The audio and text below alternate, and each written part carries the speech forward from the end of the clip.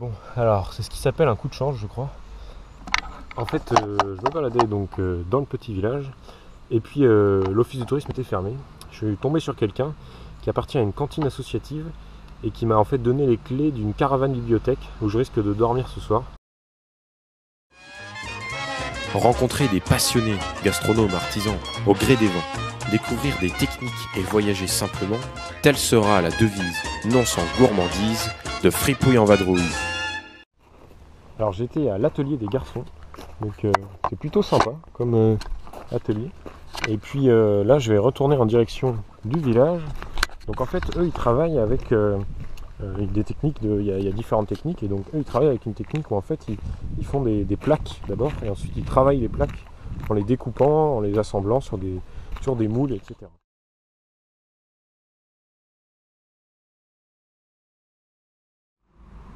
Ben ça alors, je viens de me rendre compte que je marchais depuis tout à l'heure sur des petites fraises des bois, avec du lierre sauvage, du lierre terrestre si je me trompe pas, et du pissenlit. De quoi faire une bonne petite salade. Alors voici mon antre. Regardez comme c'est pas joli.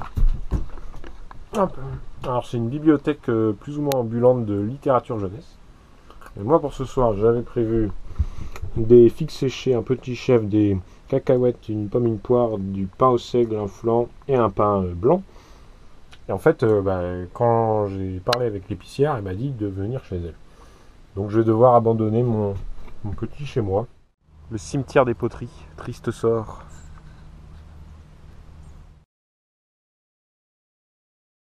Pour résumer, la poterie c'est très très très vaste. Ça s'utilise évidemment pour tout et n'importe quoi à la cuisine. Et donc déjà la poterie ça fait partie de la céramique. Céramique ça touche un peu à tout. Dans la poterie il y a différentes terres qu'on peut utiliser. Après ces terres il faut les modeler, il faut les former, il y a plein d'étapes à faire. Et puis une fois que la pièce est formée il faut la sécher. Donc c'est tout un travail très technique en fait. Il y a plein de contraintes. Ensuite on fait une première cuisson. Alors en fait on peut faire soit une première cuisson pour cuire la terre, ensuite on la recouvre avec des émaux, donc ce qui va donner le côté un peu brillant, on va pouvoir mettre des couleurs, etc. Mais on n'est pas obligé de faire comme ça, on peut faire aussi tout en une seule cuisson. On peut aussi faire en 3 cuissons si on a besoin de passer plusieurs couches. Enfin bref, chacun a sa petite méthode et c'est très complexe. C'est de la chimie, c'est de la technique, beaucoup d'expérience. On peut travailler avec différents types de fours. Enfin, il y a plein de choses à voir. Et du coup, j'en profite pour remercier ceux qui m'ont appris plein de choses. C'est dommage, je ne peux pas tout expliquer comme ça. Après Saint-Amand-en-Puisay, me voilà à Clamecy. Donc, bon, d'après les gens d'ici, en fait, c'est une ville plutôt abandonnée, où les gens, par manque de travail, en fait, ont laissé leur maison. Mais sinon, j'ai retrouvé quelques contacts au marché, et puis aussi à l'épicerie associative. Alors en fait, Clamecy, c'est une vieille ville et c'était anciennement un port qui expédiait le bois du Morvan par Lyon jusqu'à Paris.